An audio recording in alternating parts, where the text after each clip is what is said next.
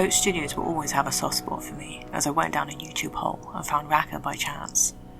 Its design, its plot devices, its unique concept of a dystopian world. It got me hooked.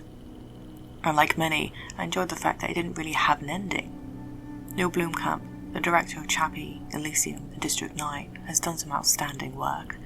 And so, because of this, and because it was suggested within the comments, I am back with this series, and so we continue the Oats Studios exploration.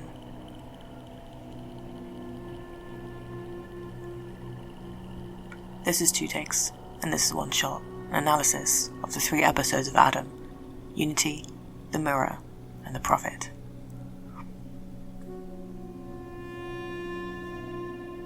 From an experiment of a new rendering engine, Adam is the showcase of Oats Studios' workings out, which I must admit had a flawless design, and because of its popularity of the cliffhanger of their first episode Unity, they made 2 more. And although I give praise for this rendering engine, this isn't the reason you are listening to me talk about it. We're here to figure out, to analyse the story and the world of Adam. And from Neill Blomkamp himself, he explains the concept behind the making of Adam. I was interested in directing several pieces on this story setup in the first Adam episode. The thematic backbone of it is a discussion on where your soul is. And so, let's begin with the organisation that seems to take it all, the Consortium.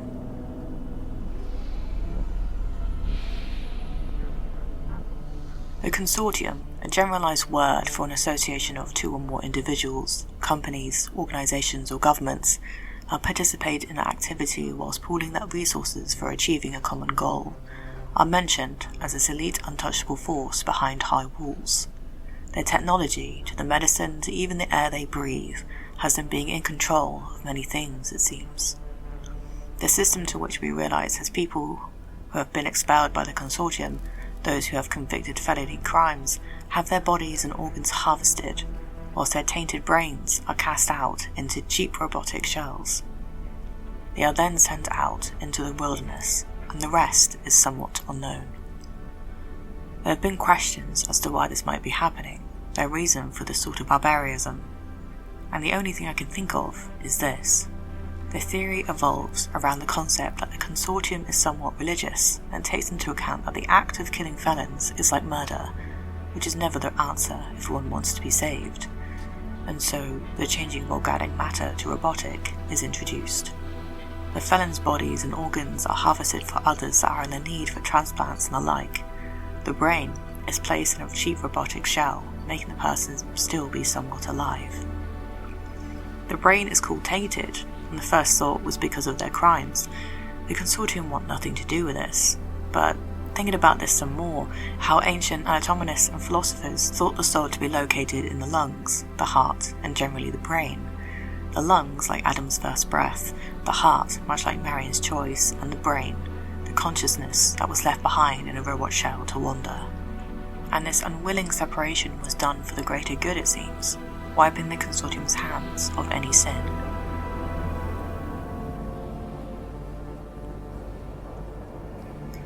But what they don't realise is the sin of what the Consortium has done to these people, now trapped in robot bodies, does have consequences. Just because they aren't dead doesn't mean this, and what I'm about to explain, isn't a form of torture for the aspect of the soul. Many people within the Reddit community have brought up the fact that in episode 1, when Adam is released from the wires, he takes his first breath. Our robots are not supposed to do that. So why do the robots do this in the world of Adam? If there was an operation that separated the brain from the body, then the medulla oblongata, the area of the brain that controls unconscious activities such as heart rate and breathing rate, was not affected in the process. Hence, Adam still thinks he's human, and the breathing is an unconscious reaction. And his awakening after his first conscious breath can be interpreted as the first breath to be a revival of the departure of the soul. Many thoughts on the modern concept of the soul, especially from the views of neuroscientists, have explored its concept to be placed within the consciousness of the brain. Leaning into religious concepts, the body is simply a vessel that holds on to ourselves, our soul in a sense. So why not the brain? But switching the vessel, doing the procedure of separation from an organic body to a robotic one, still has problems. A quote from Steven Pinker explores further.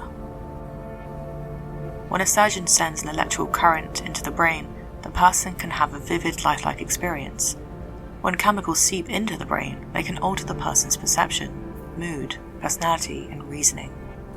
When a patch of brain tissue dies, a part of the mind can disappear. A neurological patient may lose the ability to name tools, recognize faces, anticipate the outcome of his behavior, emphasize with others, or keep in mind a region of space or of his own body. And so, when Adam is observing his body, his reaction is a negative one, because his brain cannot process this foreign body. Think about that, and I think about the second episode, with the female robot that was malfunctioning and had to be shut down. We could hear her struggling, breathing irrationally, with her side being severed like a bag TV. The brain is intact, but there aren't any nerves connected to pain receptors, so she's shutting down, and all she can do is continue walking and try not to panic. The Consortium had severed the warning signs of what the brain can help towards the body being in danger, and in this way, this was why we see hundreds of robots at the beginning in the first episode, and then only a dozen in the second. They all shut down the same way. Now try to imagine that. It might be like being in a video game without any concept except to continue walking forward. There is no pain, but there is no control either, and suddenly you are no more because there wasn't any warning. The Consortium has forgotten, or even stopped caring, about the lack of things a robot body can have and do with a human brain, it seems. This can also be talked about within the third episode with Marion and her brother Jacob.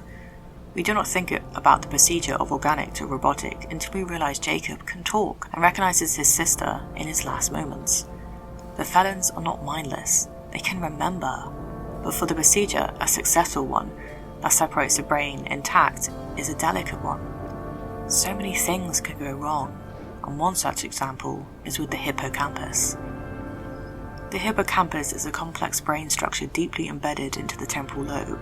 It's a plastic-like but vulnerable structure that has a major role in learning and memory. It can be damaged by a variety of stimuli, and its removal or damage can involve the person struggling with only selected memories to guide them forward. As well, blunt force trauma to the head, which makes the brain become disorientated amongst other things, as Jacob, Marion's brother, remember his sister at the last moment. It is also curious about the severed and crackly way Jacob was trying to tell Marion to stop, almost like he was trying to use a part of the brain that hadn't been used yet. The commanded speech was there, but like a buffering system, it took a while to have Jacob say the words.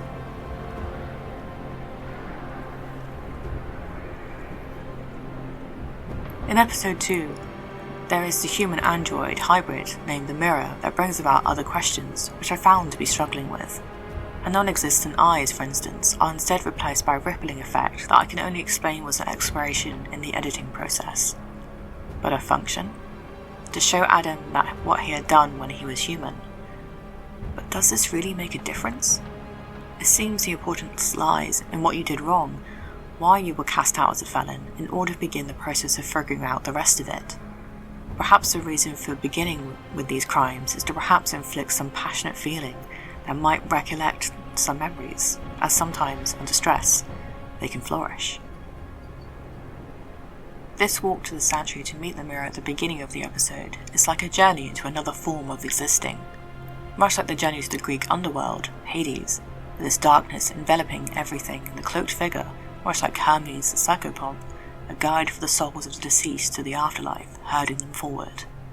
And Hermes to be called upon by the dying to assist in their passing, making it as painless as possible, much like with the female robot and how the cloaked figure shut her down before she broke. His actions are with no judgment, as we see the cloaked figure unlocking all robots before they wandered endlessly until their brains suffocated, like in some sort of purgatory in the first episode. So in truth, does your actions determine your soul's worth?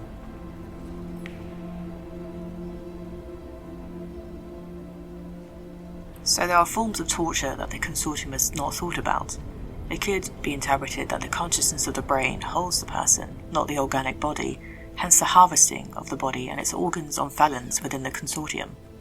It's interesting because the more I research it, the more the 3 episodes weren't really anything to do with a revolution, rather from the humans or from the robots. And I can gather that, based on Neill Blomkamp's other films, like Chappie and Elysium, taking a stand seems like a logical next step. But not here. In episode 3, this could have been the backbone for this type of thinking, of the human survivors banding together to take down the Consortium or the robots left behind. But there isn't any of that. It's more of a peaceful concept until further down the line. There is talk about riot for purity, but what makes me question it all, however, is the behaviour of the prophet.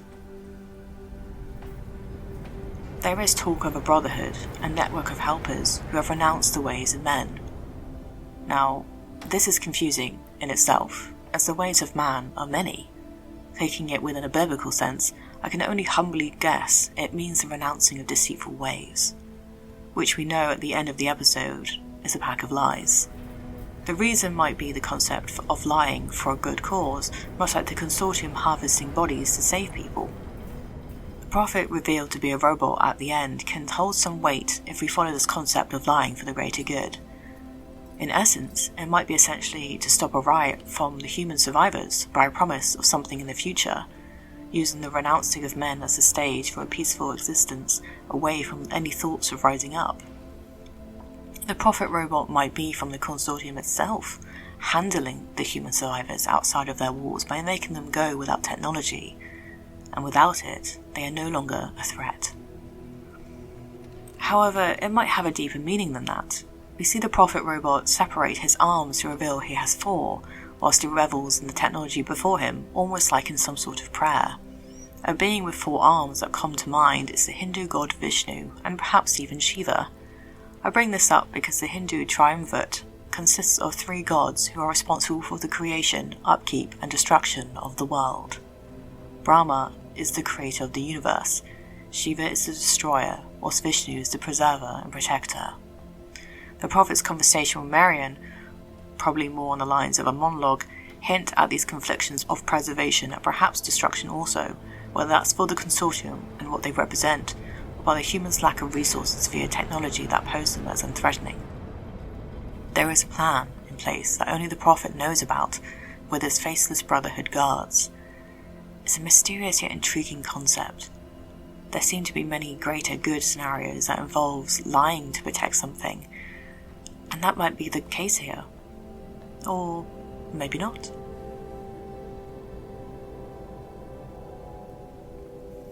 It's hard to decipher the end cause, but the main idea is undivided devotion to something else, giving away mind and heart to a cause that can save you in the short term. And perhaps like initiation, the act of Marion stripping away the Consortium's hold in the image of her brother also strips her away from her own family, from anything holding her away from the prophet. The act of wanting Marion to kill her brother, trapped in a robot shell, is explaining the choice of a man enslaved to a machine to be harder and far worse than letting him live and suffer. Describing the robots as devils, explaining the sins of the Consortium, of how they have harvested his body. Renouncing the ways of the Consortium means letting her brother go. And it is here, after everything I have said before, we realise that Marion is killing him. By attacking the brain, the person goes with it. Marion needed the time to look past this image of a robot to realise her brother was still there, and in essence, if the consciousness of the person is still intact, why should it matter where it is, robotic or organic? And how can we know for sure? There is a sense of loss here. Marion grieves her brother's human death, and does not see that his consciousness is still there. There is this want from both Marion and the prophet, I feel, of wanting to be saved, whether through purity, of renouncing or believing in something else, of shedding one's skin, coming out and standing up tall. For both, in whatever body or vessel they hold, the mind wants what the mind wants, and through some form of desperation, through misplaced faith, it is here that they collide.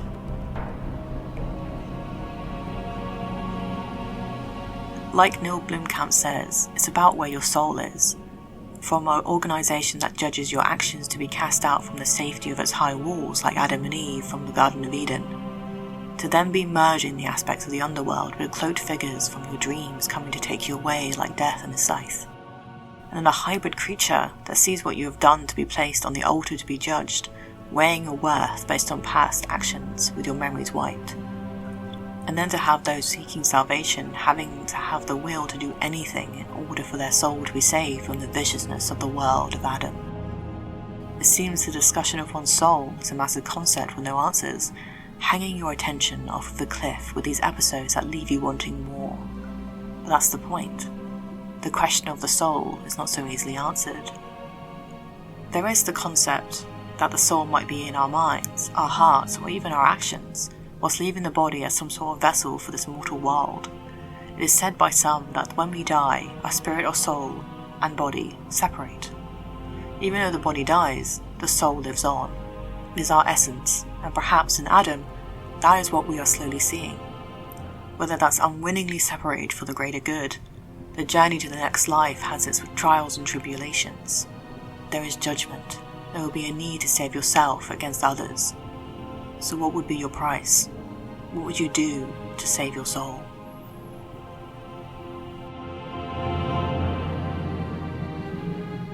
What are your thoughts on what was discussed in this episode?